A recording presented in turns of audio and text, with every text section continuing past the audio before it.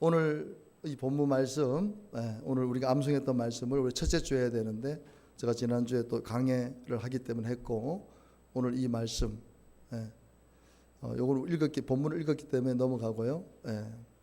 오늘 제목이 그대로 제가 보면 아들이나 딸을 나보다 더 사랑하는 자, 오늘 31절에 보면 부모를 더 사랑하는, 이렇게 말씀이 나옵니다. 이제 여러분 보면 37절에 보면은 요 37절 이전에 36절이 뭐냐면 원수가, 여러분 나중에 한번 찾아보세요. 원수가 집안 식구라고 나옵니다. 원수가. 그러면서 37절에 예수님께서 아버지나 어머니를 나보다 더 사랑하는 자는 내게 합당하지 않다. 그리고 아들이나 딸을 나보다 더 사랑하는 자도 내게 합당하지 않다. 여러분 이 말씀을 이걸 문자적으로 보면은요, 예수님이 어떻게 저런 말씀을 하실 수 있을까? 부모를 사랑하고 부모를 존경하는 것이 이 세상에서 가장 가치 있는 거죠. 어제 우리 이재훈 아나운서께서 아버지가 본인이 유학하러 갔을 때에 갑자기 아버지가 전화 왔는데, 아들아 내가 죽을 것 같아, 아무래도 장례를 치러야 될 거, 그래서 비행기를 급하게 타고 왔는데 아버지가 쓰러지신 거예요. 만약에 전화를 못 받았다면 그 쓰러진 채로 계속 계시다가 이제 뭐 오래 시간이 지나서 아버지를 발견했겠죠. 막 이제 아버지가 생각해 보니까 죽을 것 같으니까 전화를 해서 본인이 갔는데 반신불구가 되고 몸을 전혀 쓰질 못한 거예요. 그러니까 아버지가 6년 동안 그렇게 아버지를 모시고 아내하고 본인이 직장 다니면서 그렇게, 여러분 얼마나 귀한 겁니까? 내가 그래서 어제 그 이재훈 아나운서 간증을 들으면서 참 효자시구나. 어머니는 일찍 돌아가셨고 아버지를 그 6년 동안 보살핀다는 것이 쉬운 게 아니지 않습니까? 근데 우리 윤경남 권사님도 참 감사하게도 지금 어머니를 그렇게 케어하고 계신데 그거 참 보통 일이 아니거든요. 그게 부모를 사랑하고 부모를 존경하는 것은 하나님이 가장 기뻐하는 것입니다. 여러분 이 땅에서 내가 수십억을 벌고 뭐 잘 돼도 부모를 무시하고 부모에게 함부로 하는 자식은요, 그거는 우리가 세상 말로 호로 자식이라, 호로 자식. 그거는 자식도 아니죠, 사람도 아니죠. 근데 예수님께서 오늘 보면 아버지나 어머니를 나보다 더 사랑하는 자는 내게 합당하지 않다는 것. 이 말씀을 그냥 문자 그대로 우리가 받아들였을 때 예수님이 어떻게 이런 말씀을 하실 수 있지라고 생각을 할 수가 있어요. 근데 예수님께서 이 말씀을 하는 의도가 뭡니까? 여기에는 그렇게 하면 안 된다는 의도가 있다는 거예요. 의도. 여러분 우리가 자식이 너무 속을 새깁니다. 그러면 부모 입장에서 이 자식 이거 어떻게 해야 되나 걱정이 돼가지고 나가 죽어라 이런 얘기를 하잖아요. 요즘은 그런 부모가 없지만 예전에는 막 자식들이 많다 보니까 속 썩이고 그러면 나가 죽어 이런 말도 하잖아요. 나가 죽어, 집 나가 이러잖아요. 너 그러려면 집 나가 이러잖아요. 너 그러려면 호적 판다 이러잖아요. 근데 진짜 그 자식들 중에 우리 윤예찬 저 뒤에 가서 서서 예배 드리세요. 자 보면 공찬다고 그냥 비 오는데도 공찬다고 그냥 여러분 근데 집을 나가는 아이들이 있다. 요즘은요 나가려면 안 돼요. 애들한테. 애들이 나갑니다. 왜? 갈 곳이 많거든. PC방도 있고 찜질방도 있으니까 나가라 했지, 나 나간다는 거예요. 예전에는 나갈 데가 없으니까 어디 갈 수가 없는 거예요. 그래서 집 나가래도 안 나가고 그냥 울면서 그냥 이렇게 하는데 요즘은요 나가려면 나가요. 왜? 24시 PC방이 있지 뭐가 있지 그러니까 막 나갑니다. 왜? 그래도 최소한의 자기 용돈이 있잖아요. 카드가 있잖아요. 카드를 쓸 수 있잖아요. 현찰이 없어도. 그러니까 여러분 그 부모가 집 나가 너 호적 판다는 게 진짜 집을 나가라는 얘기입니까? 말 잘 들으라는 얘기입니까? 말 잘 들으라는 얘기를 그렇게 표현을 한 거예요. 너무 속을 썩이면. 오늘 이 말씀도 마찬가지입니다. 예수님께서 부모를 사랑하지 말라는 얘기가 아니고 중심이, 네 삶의 중심이, 신앙의 중심이 부모에 의해서 좌지우지 되면 안 된다는 겁니다. 여러분 교회를 간혹 나오시는 분들 중에 부모님이 절에 다니시고 부모님이 또 원하지 않습니다. 그래서 나는 교회를 나갈 수 없습니다라고 하시는 분들이 있어요. 그 부모를 사랑하는 것이죠. 부모를 존경하는 것. 하지만 영적으로 보면 그거는 자기도 죽고 부모도 죽이겠다는 거예요. 그게 바로 여러분 부모가 부모의 말을 따르는 것은 좋지만 부모가 비진리를 바른 것을 보지 못할 때는 기도하면서 그걸 가르쳐 줘야 됩니다. 그냥 부모를 너무 이 땅에서 사랑하고 부모의 주도권 아래에서 있다 보니까 내 삶이 없어지고 내 신앙이 없어지고 내 주관이 없어지다 보면 어떻게 됩니까?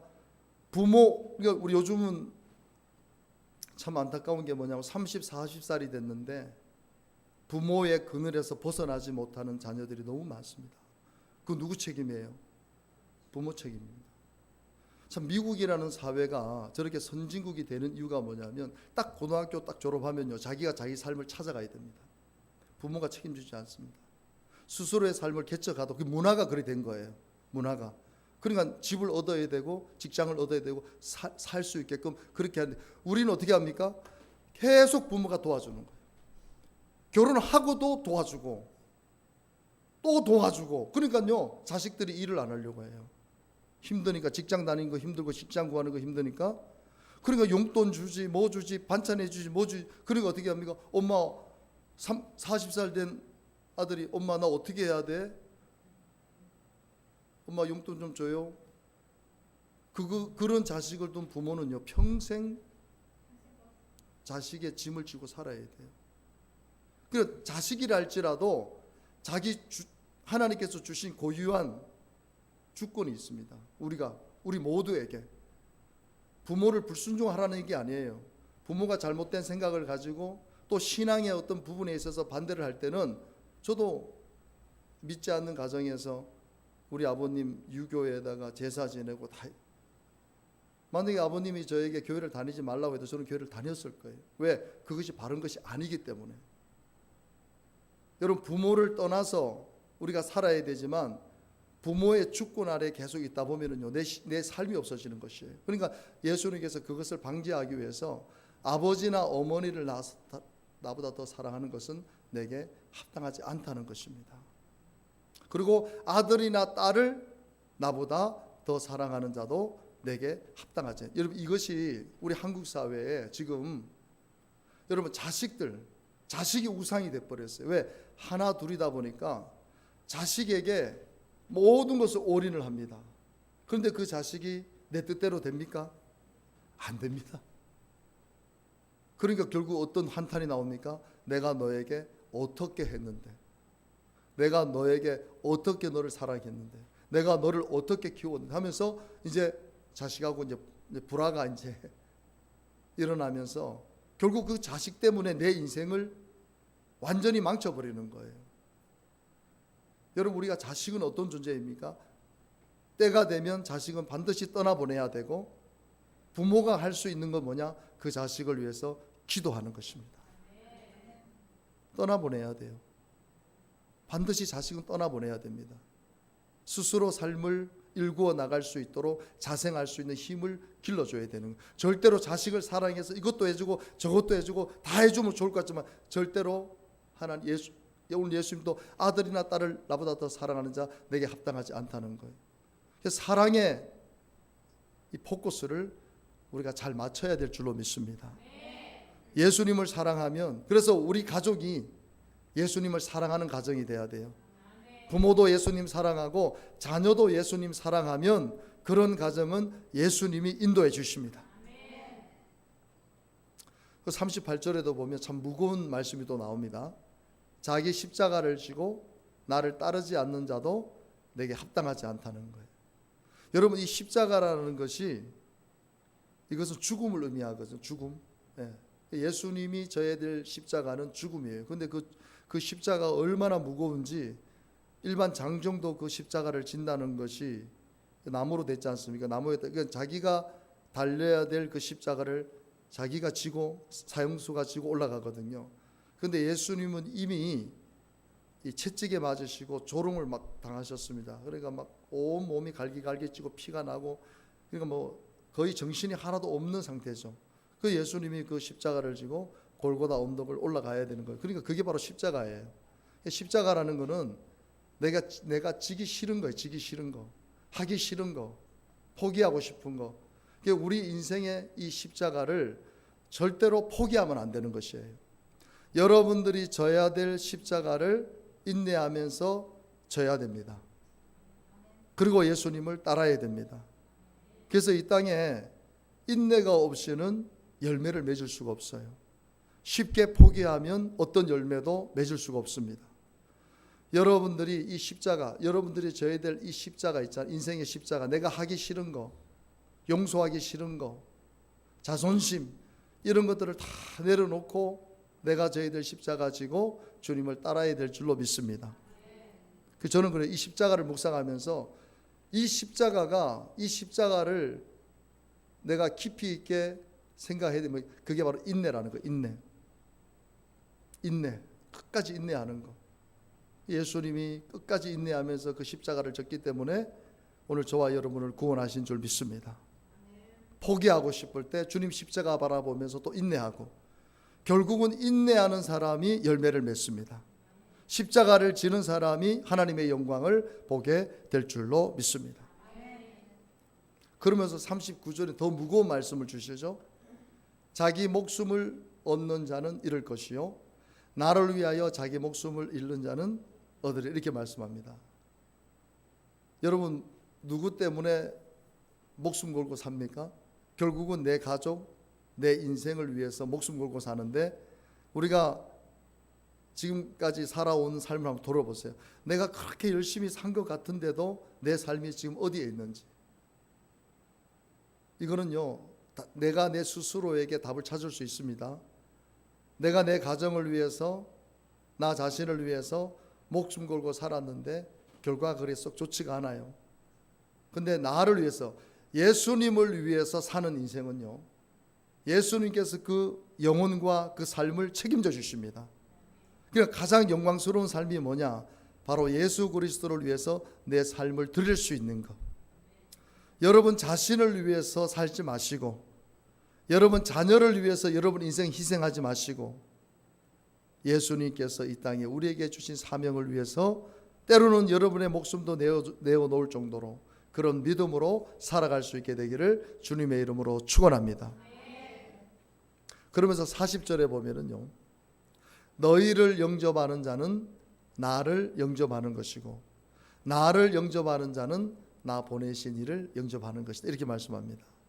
여기서 너희를, 바로 예수님의 제자를 말하는 거죠.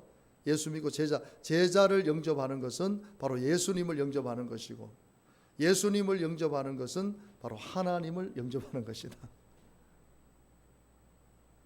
여러분, 주님이 세우신 이 전도자들, 사명자들을 우리가 귀하게 여겨야 될 줄로 믿습니다. 그들을 영접하고 내가 그들에게 기도로서 또 물질로서 도움을 줄 수 있다면, 그것은 그 한 사람을 도운 것이 아니라 바로 그분을 세우신 예수님을, 그분을 세우신 하나님을 영접하는 것이고 하나님을 섬기는 일이라는 것입니다. 그러면서 또 나옵니다. 선지자의 이름으로. 선지자, 구약의 선지자가 어떤 역할입니까? 하나님 말씀을 대언하는 사람. 오늘날로 말하면 우리 목회자를 의미하는 것이죠. 하나님의 말씀을 대언하는 사람. 선지자의 이름으로 선지자를 영접하는 자는 선지자의 상을 받는다는 거예요. 여러분들이 저를 위해서 기도해 주시고 저를 섬겨 주시고 저에게 따뜻한 말을 해주시고, 이 모든 것들이 뭐냐면 상을 받을 수 있는 길이라는 거예요. 하나님의 말씀을 전하는 사람을 귀하게 여기고 그 사람을 위해서 기도하는 것, 그 사람을 위해서 후원하는 것, 이것이 잊혀지는 것이 아니라 바로 하나님께서 그 선지자의 상을 받게 해주신다는 거예요. 의인의 이름으로 의인을 영접하는 사람은 의인의 상을 받는다는 것이. 여러분, 그래서 우리가 예수 믿으면 다 의인인 줄 믿습니다. 예수 믿고 우리가 의인이 되는 것입니다. 우리가 성도 여러분들도 섬김을 받는 것이 아니라 내가 누군가를, 이 교회 안에 지체들을 섬길 때 바로 의인의 상을 받는, 의인의 상. 같은 믿음의 사람이라도 그 믿음으로 내가 섬길 때 하나님께서는 의인의 상을 주시겠다는 것입니다. 그러면서 42절에 보면은요, 자, 이거는 한번 같이 읽어보자. 시작. 또 누구든지 제자의 이름으로 이 작은 자 중 하나에게 냉수 한 그릇이라도 주는 자는 내가 진실로 너희에게 이르노니 이 사람이 결단코 상을 잃지 아니하리라 하시니라. 아멘. 주님의 이름으로 복음을 전하고 주님의 이름으로 교회를 섬기고 주님의 이름으로 헌신하는 사람들에게 내가 마음을 다해서 냉수 한 그릇이라도 대접하면 하나님께서 결국 그 사람에게 상을 허락해 주시겠다는 말씀입니다. 여러분들이 복음 전도자들, 그래서 우리 선교사님들, 주님의 일을 위해서 헌신하는 분들을 위해서 기도하고 그들을 섬기는 것은, 여러분, 우리가 상을 받는다는 것이 우리가 기복신앙에 빠져서 어떤 물질적인 복을 구하는 것이 아니라, 내가 하나님을 섬기고 이웃을 섬기고 목사님을 섬기고 성도를 섬기면서 그 상을 바라는 게 하나님께서 주신다는 거예요. 여러분들이 그렇게 살면 하나님께서 주신다는 거예요. 내가 바라지 않아도 내가 그렇게 섬기는 삶을 살면 거기에 합당한 상을 주신다는 것입니다. 하나님은 우리의 체질을 너무나 잘 아세요. 여러분, 아이들이 이렇게 있으면 어떤 상을 걸면요, 어떻게 해요? 집중해요. 너 요번에 이렇게 하면 내가 너에게 어떤 상을 줄게. 그럼 어떻습니까? 아이들이 눈이 반짝반짝거리죠. 달리기를 할 때도 상품이 없으면 아이들이 신나게 안 돼. 근데 좋은 상품이 있으면 어떻게 해요? 그 상품을 하려고 막 뛰는 거죠.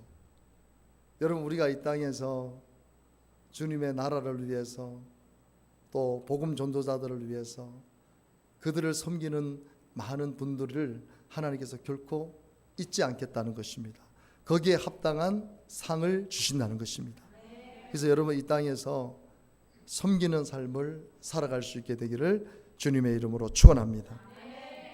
우리 한번 오늘 말씀 붙잡고 기도합시다. 하나님, 내 삶의 중심이 하나님입니까? 아니면 내 가족입니까? 부모님입니까? 아니면 내 자식입니까? 내 자식을 위해서 눈물로 기도하고 내 자식을 위해서만 난 살아가는 존재입니까? 하나님, 오늘 이 시간 내 삶의 관계가 하나님과 나와의 관계 속에서 이루어지는, 하나님의 말씀을 이룰 수 있는 삶을 살게 도와주시옵소서. 내가 이 땅에서 싫어하는 것, 하기 원치 않는 그 일이랄지라도 그것이 하나님 기뻐하시는 일이라면, 그것이 하나님께 나에게 주신 사명이라면 끝까지 포기하지 않고 인내하면서 그 십자가를 지고 주님을 끝까지 따르는 자가 되게 해주시옵소서. 교회를 섬기고 또 저 오지에 가서 복음을 전하는 우리 선교사님들을 위해서, 말씀을 전하는 종들을 위해서 기도하면서 섬김으로 하나님 앞에 상을 받는 자가 되게 하여 주시옵소서. 우리 시간 말씀 붙잡고 간절히 기도합니다. 할렐루야. 거룩하신 아버지 하나님, 오늘 마태복음